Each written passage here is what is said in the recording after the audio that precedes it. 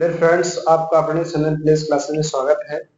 आज के video lecture में आप विज्ञान कक्षा 10 विज्ञान चैप्टर 10 प्रकाश का परावर्तन तथा अपवर्तन का वीडियो लेक्चर नंबर 4 को देखेंगे। अब तक आपने वीडियो लेक्चर 1, 2, 3 को देखा, फिर उस पर दर्पण पर आधारित अंकित प्रश्न को किया कि कैसे हम अंकित प्रश्न को सरल करेंगे। डियर फ्रेंड्स, आज के वीडियो लेक्चर में आप सीखेंगे ये मुख्य बिंदु। आज के वीडियो लेक्चर में इतने पॉइंट को कवर किया जाएगा।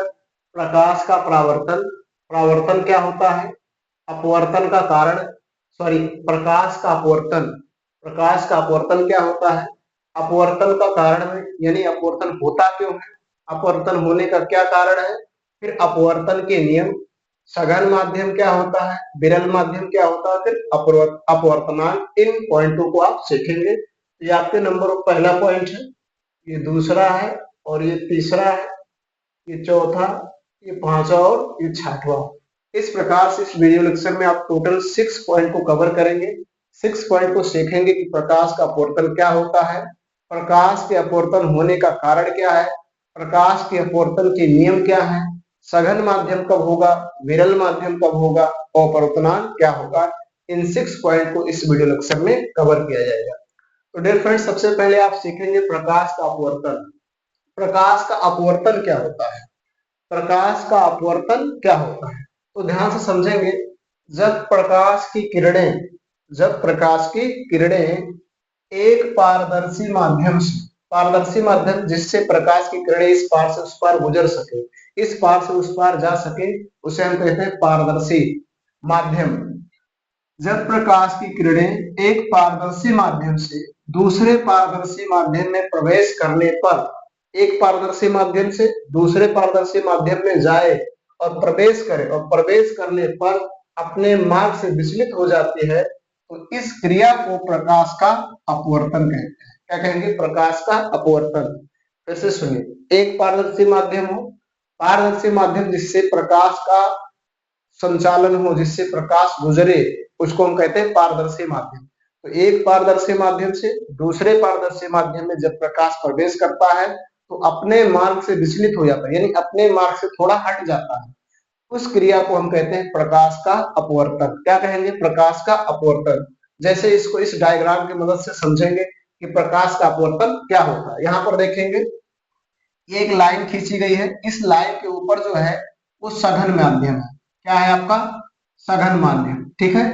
इस लाइन के ऊपर सघन माध्यम है, और इस लाइन के नीचे का जो भाग है ये देख रहे हैं, ये विरल माध्यम है। अभी आप समझेंगे सघन माध्यम क्या होता है, विरल माध्यम क्या होता है, ठीक है। तो इस लाइन के ऊपर जो है सघन माध्यम है, और इस लाइन के जो नीचे है वो आपका विरल माध्यम, ठीक। अब आपतित किरण उसे कहते हैं जो किरण पड़ती है, जो किरण पड़ती है उसको हम कहते हैं आपतित किरण। क्या कहते हैं, आपतित किरण। तो देखिए, ये किरण पड़ा इस पे, मतलब इस माध्यम से इस माध्यम पर आया यहाँ पर, ठीक है। समझिए, ये माध्यम यहाँ तक है, इसका लेयर यहाँ तक है, इसके बाद दूसरा माध्यम शुरू, ठीक। तो यहाँ पर देखेंगे, समझिएगा ध्यान से, यहाँ पर आया, तो अब यहाँ पर आने के बाद क्या हुआ, अपने मार्ग से देखेंगे विचलित हो गया। यानी विचलित होना मतलब, अगर आप ध्यान से समझेंगे तो इस लाइन को बिल्कुल ऐसे सीधा आना चाहिए, बिल्कुल सीधा, लेकिन बिल्कुल सीधा ना आकर क्या हो गया, हट गया, थोड़ा सा अपने मार्ग से हट गया है। तो इसी को हम कहते हैं प्रकाश का अपवर्तन। क्या कहते हैं, प्रकाश का अपवर्तन। जो किरण पड़ती है उस किरण को हम कहते हैं आपतित किरण। जब ये दूसरे माध्यम में प्रवेश किया तो अपने मार्ग से थोड़ा हट गया, तो इस किरण को कहते हैं अपवर्तित किरण। क्या कहते हैं, अपवर्तित किरण। तो ये जो किरण है अपवर्तित किरण है, और ये किरण आपका आपतित किरण है, ठीक है। तो इस पर ये जो डॉट के द्वारा खींचा गया है, इस डॉट के द्वारा खींचे गए रेखा को कहते हैं अभिलंब। क्या है, अभिलंब। यह है अभिलंब, मतलब इन बिंदुओं से कोई लंब खींच देंगे तो उसे कहा जाएगा अभिलंब। क्या कहेंगे, अभिलंब। आप देखेंगे, ध्यान समझिएगा, जो किरण पड़ती है उसको हम कहते हैं आपतित। आपतित का मतलब होता है पड़ना, गिरना। तो जो किरण पड़ती है उस किरण को हम कहते हैं आपतित किरण। और जब इस माध्यम से, सघन माध्यम से, जैसे ही इसका विरल माध्यम में एंट्री होता है, प्रवेश, तो ये क्या होता है, अपने मार्ग से विचलित हो जाता है। विचलित होना यानी अपने मार्ग से हट जाता है। अब इधर भी हो सकता है, उधर भी हो सकता है। तो इसको हम इस किरण को जब विचलित होने के बाद जो किरण बनेगी उस किरण को हम कहेंगे अपवर्तित किरण। क्या कहेंगे? अपवर्तित किरण। आपतित किरण, अपवर्तित किरण जहां पर एक दूसरे को मिलते हैं उससे एक लंब सीधा खींच देंगे तो उसे हम कहेंगे अभिलंब। क्या कहेंगे? अभिलंब। अब अभिलंब जब होगा तो देखिए ये अभिलंब है और ये आपतित किरण। अभिलंब और आपतित किरण के बीच में कोण बनेगा। कोण के बारे में आप जानते हैं, दो किरण, दो रेखाखंडों के बीच का जो भाग होता है उसको हम कहते हैं कोण। तो इनके बीच में कोण बनेगा जिसको हम कहेंगे आपतन कोण। क्या कहेंगे? आपतन कोण। और इसको आई से रिप्रेजेंट करते हैं। किससे? आई से। और इधर नीचे देखें, अपवर्तित किरण और अभिलंब के बीच में भी यहाँ पर एक कोण बनेगा जिसको हम कहेंगे अपवर्तन कोण और इसको आर से रिप्रेजेंट करते हैं। किससे? आर से। ठीक है, तो ये आपको समझ में आ गया होगा कि ये देखिए सघन माध्यम है, आपतित किरण यहाँ पर पड़ा, जैसे ही इसका एंट्री विरल माध्यम में होगा अपने मार्ग से विचलित हो जाएगा। क्या हो जाएगा? अपने मार्ग से विचलित हो जाएगा। और विचलित होने के बाद जो किरण गुजरेगी उस किरण को हम कहेंगे अपवर्तित किरण। क्या कहेंगे? अपवर्तित किरण। आपतित किरण और अपवर्तित किरण जहां पर एक दूसरे को मिलते हैं वहां से ऐसे रखकर एक लंब खींच देंगे, मतलब 90 अंश का कोण बनाती हुई एक लाइन खींचेंगे जिसको हम कहेंगे अभिलंब। क्या कहेंगे? अभिलंब। अभिलंब और आपतित किरण के बीच में जो कोण बनेगा, अभिलंब और आपतित किरण के बीच में जो कोण बनेगा उसे हम कहेंगे आपतन कोण, और आपतन कोण को आई से रिप्रेजेंट करते हैं। ठीक है, और अपवर्तित किरण और अपवर्तन कोण के बीच में कोण बनेगा जिसको हम कहते हैं अपवर्तन कोण। अपवर्तित किरण और अभिलंब के बीच में कोण बनेगा जिसे हम कहते हैं अपवर्तन कोण। अब अपवर्तन कोण को आर से रिप्रेजेंट करते हैं। तो ये होता है प्रकाश का अपवर्तन, कि जब प्रकाश एक पारदर्शी माध्यम से दूसरे पारदर्शी माध्यम में प्रवेश करती है तो अपने मार्ग से विचलित हो जाती है। विचलित होना यानी हट जाती है। जाना चाहिए जिस तरह से, जैसे ये लाइन देखेंगे तो ये लाइन बिल्कुल ऐसे सीधा आना चाहिए लेकिन थोड़ा सा क्रॉस हो गया है, इसी को कहते हैं विचलित होना। और इस क्रिया को कहा जाता है प्रकाश का अपवर्तन। क्या कहते हैं? प्रकाश का अपवर्तन। ठीक, अब यहाँ पर विशेष बातें मैंने आपके लिए लिखा है। विशेष बातें क्या है, इस बात को भी समझना है। क्या है? जब प्रकाश का अपवर्तन, यहाँ समझिएगा, जब प्रकाश का अपवर्तन सघन से विरल माध्यम में होता है, बहुत मेन पॉइंट है, आप इसको नोट कर लीजिएगा। जब प्रकाश का अपवर्तन सघन माध्यम, ये देखिए सघन है और ये है विरल, सघन माध्यम से विरल माध्यम में होता है तो अपवर्तित किरण, यहाँ पर देखिए क्या है? अपवर्तित किरण। अपवर्तित किरण अभिलंब से दूर हट जाती है। अपवर्तित किरण अभिलंब से दूर हट जाती है, यानी ये देखिए सघन माध्यम था और ये विरल माध्यम है, तो ये अभिलंब है और ये अपवर्तित किरण है, अभिलंब से क्या हो गई? दूर हट गई। यानी सघन से विरल में जाएगा तो अपवर्तित किरण अभिलंब से दूर हट जाएगा। दूसरा बात, जब प्रकाश का अपवर्तन, यहाँ पर देखिए विरल माध्यम है, क्या है? विरल माध्यम से सघन माध्यम में होगा। इसमें होगा सघन माध्यम में। जब प्रकाश का अपवर्तन विरल माध्यम से सघन माध्यम में होता है तब अपवर्तित किरण, यहाँ पर देखेंगे क्या है? अपवर्तित किरण अभिलंब की ओर झुक जाती है। यानी अगर इधर विरल होता इधर सघन, तो ये किरण जो है अपवर्तित किरण अभिलंब की ओर झुकती, मतलब इस तरह का लाइन बनता है। तो इस बात को आपको नोट करना है। सघन से जब विरल होगा तो जो अपवर्तित किरण होगा अभिलंब से दूर हटेगा, और विरल से सघन में जाएगी तो जो अपवर्तित किरण होगा वो अभिलंब की ओर झुकेगी। ठीक, तो इस तरह से आपको इसको समझना है और इस तरह से आप इसका एक नोट बनाएंगे जिसको आप आसानी से तैयार कर सकते हैं। डियर फ्रेंड्स, आपके सामने नेक्स्ट पॉइंट है। अगला पॉइंट समझेंगे अपवर्तन का कारण, अपवर्तन के नियम, सघन माध्यम, विरल माध्यम। सघन माध्यम क्या होता है, विरल माध्यम क्या होता है, अपवर्तन का क्या कारण है। तो सबसे पहले समझिए अपवर्तन का क्या कारण है। तो अपवर्तन किस कारण से होता है? प्रकाश की चाल विभिन्न माध्यमों में भिन्न भिन्न होना ही अपवर्तन का कारण है। यानी जो प्रकाश होता है उसकी चाल अलग अलग माध्यमों में अलग अलग होता है। वायु में अलग होता है, जल में अलग होता है, कांच में अलग होता है। हर माध्यम में, जितने भी माध्यम है सभी माध्यमों में प्रकाश की चाल भिन्न भिन्न होती है, यानी अलग अलग होती है। और इसी प्रकाश की चाल के भिन्न होने के कारण ही प्रकाश का अपवर्तन होता है।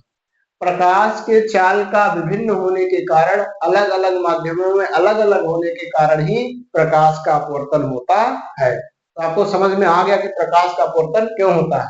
अगर आपसे कोई कह रहा है प्रकाश का अपवर्तन क्यों है, या आपके एग्जाम में पूछा जा रहा है प्रकाश का अपवर्तन क्यों होता है, तो आप लिख सकते हैं प्रकाश की चाल का विभिन्न माध्यमों में भिन्न भिन्न होना ही अपवर्तन का कारण है, इसी के कारण अपवर्तन होता है। ठीक, अब दूसरा समझेंगे अपवर्तन के क्या नियम है।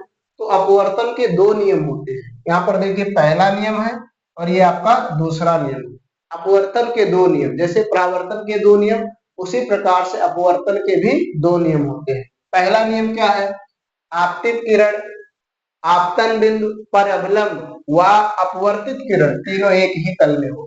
ध्यान समझिएगा, मान लीजिए मैंने यहाँ पर खींचा, इधर सघन माध्यम है, ठीक है, इधर है आपका सघन माध्यम और इधर आपका है विरल माध्यम, ठीक है, इधर आपका सघन माध्यम है, इधर आपका विरल माध्यम। अब यहाँ पर कोई किरण ऐसे पड़ी, ऐसे कोई किरण पड़ी, तो इस किरण को हम कहेंगे आपतित किरण। क्या कहेंगे, आपतित किरण। क्या कहेंगे, ध्यान समझना, आपतित किरण, ठीक है। फिर उसके बाद जब ये विरल माध्यम में आएगी तो अपने मार्ग से विचलित हो जाएगी। क्या हो जाएगी, अपने मार्ग से विचलित, यानी आपको इसको जाना था सीधा तो इस तरह से चला जाएगा। तो यहाँ पर देखिए, जहां पर एक दूसरे को मिलेंगे उस बिंदु को कहेंगे आपतन बिंदु। क्या कहेंगे, आपतन बिंदु, यानी इस बिंदु का नाम है आपतन बिंदु। जहां पर ये एक दूसरे को मिल रहे हैं उस बिंदु को कहते हैं आपतन बिंदु, ठीक है। और इसी पर आप एक लंब खींचेंगे, इस तरह से ऐसे एक सीधा लाइन खींच देंगे जो लंब होगा, और इस लाइन को कहते हैं अभिलंब। क्या कहते हैं, अभिलंब, ठीक है। तो रूल पहला वन क्या कह रहा है, आपतित किरण, तो ये है आपका आपतित किरण। दूसरा कह रहा है आपतन बिंदु, तो ये पॉइंट है आपका आपतन बिंदु। पर अभिलंब, यानी जो ये इस पर अभिलंब खींचा गया है, ये वह अपवर्तित किरण। ये जो आपका किरण हुआ जो विरल माध्यम में पहुंचा, इस किरण को हम कहेंगे अपवर्तित किरण। क्या कहेंगे, अपवर्तित किरण, ठीक है। तो अपवर्तित किरण तीनों एक ही तल में होते, तीनों एक ही तल मतलब एक ही जगह पर होते। देखिए यहाँ पर एक ही है, आपतित किरण, अपवर्तित किरण और अभिलंब तीनों एक ही तल में होते हैं, एक ही जगह पर होते हैं। तो देखिए तीनों एक ही जगह पर है, ये पहला रूल कह रहा है। यानी अपवर्तन के नियम का पहला नियम है कि आपतित किरण, ये किरण, आपतन बिंदु यानी ये बिंदु, पर अभिलंब मतलब ये जो डॉट के द्वारा खींचा गया है, वह अपवर्तित किरण मतलब ये बिंदु, ये सॉरी ये किरण, तीनों एक ही तल पे होते, मतलब एक ही जगह पर होते हैं। तो देखिए एक ही जगह पर है। दूसरा रूल क्या कह रहा है, आपतन कोण आई, यानी यह है अभिलंब और यह है आपतित किरण, इनके बीच में कोण बनेगा जिसको हम कहेंगे आई, यानी आपतन कोण। और अपवर्तित किरण और अभिलंब के बीच में एक कोण बनेगा जिसको हम कहेंगे आर, यानी अपवर्तन कोण। तो कह रहा आपतन कोण की जया मतलब साइन तथा अपवर्तन कोण की जया साइन का अनुपात एक नियतांक होता है, अर्थात इसको हम ऐसे लिख सकते हैं, नियतांक यानी n से रिप्रेजेंट करेंगे साइन आई बटे साइन आर, साइन आई बटे साइन आर। और इस नियम को स्नेल का नियम भी कहा जाता है। तो आपके एग्जाम में पूछा जाता है कि स्नेल का नियम लिखिए, स्नेल का नियम क्या है, तो आप यही लिख देंगे आपतन कोण की जया तथा अपवर्तन की कोण की जया का अनुपात एक नियतांक होता है, अर्थात नियतांक बराबर साइन आई बटे साइन आर। इस नियम को स्नेल का नियम कहते हैं। बस आपको इतने ही लिख देना और कुछ नहीं लिखना है। अपवर्तन के दो नियम है, पहला नियम, दूसरा नियम। दूसरे नियम को स्नेल का नियम भी कहा जाता है, ठीक है। तो कभी कभी पूछ सकता है आपसे एग्जाम में कि अपवर्तन के किस नियम को स्नेल का नियम कहते हैं, तो आप लिखेंगे अपवर्तन के दूसरे नियम को स्नेल का नियम कहते हैं, ठीक। तो इस तरह से आप इसको कर सकते हैं। अब बात कर लेते हैं चौथा, सघन माध्यम क्या होता है, जिस माध्यम में प्रकाश किरण का अविलंब से कोण कम होता है। यानी समझिए, जैसे मान लीजिए ऊपर वाला यहाँ पर सघन है, या छोड़ दे रहे, सघन नहीं, हमको बताना है सघन माध्यम है या नहीं, ठीक है। मान लीजिए एक माध्यम है, यहाँ पर एक किरण ऐसे आया, ठीक, इस किरण को हम कहेंगे आपतित किरण। क्या कहेंगे, आपतित किरण। और आपतित किरण, ध्यान समझिएगा, आपतित किरण, और ये जो किरण है इसको जाना चाहिए था ऐसा, लेकिन ये क्या हो गया, ऐसे क्रॉस हो गया, ठीक है। अब इस पे हम खींचेंगे अभिलंब। क्या खींचेंगे, अभिलंब। अब अगर आपसे कोई पूछे कि बताओ ये कौन सा माध्यम है, ये कौन सा माध्यम है, और ये कौन सा माध्यम। इस तरह से अगर आपसे पूछा जाए कौन सा माध्यम, ये कौन सा माध्यम, ये कौन सा माध्यम, तो ध्यान से देखना, यहाँ पर देखना ये अभिलंब है और ये आपका अपवर्तित किरण है। क्या है? अपवर्तित किरण। तो इनके बीच का कोण देखना, जब कोण कम बने, जब कोण कम बने तो सघन माध्यम। यहाँ देखिए, जिस माध्यम में प्रकाश किरण का अभिलंब से कोण कम होता है उसे सघन माध्यम कहते हैं। तो जब कोण छोटा बने तो सघन माध्यम, यानी ये सघन माध्यम, ठीक है। और जब कोण बड़ा बने तो विरल माध्यम, यानी ये विरल माध्यम। तो यही है आपका। तो इस तरह से भी आपसे पूछा जा सकता है कि सघन माध्यम, विरल माध्यम क्या होता है। तो जिस माध्यम में ये कोण छोटा बनेगा, मतलब कोण छोटा बने तो सघन, कोण बड़ा बने तो विरल। सीधे सीधे आप दिमाग में फिट कर लीजिए कि यदि अभिलंब और प्रकाश किरण जो है, चाहे अपवर्तित किरण हो या आपतित किरण हो, उनके द्वारा बना कोण यदि छोटा है तो सघन माध्यम होगा, बड़ा है तो विरल माध्यम होगा। ठीक है, यही बात लिखा है। जिस माध्यम में प्रकाश किरण का अभिलंब से कोण अधिक होता है, यानी अधिक कोण, देखिए अधिक कोण बन रहा है, यहाँ इससे छोटा बन रहा है, तो ये विरल माध्यम होगा और ये सघन माध्यम।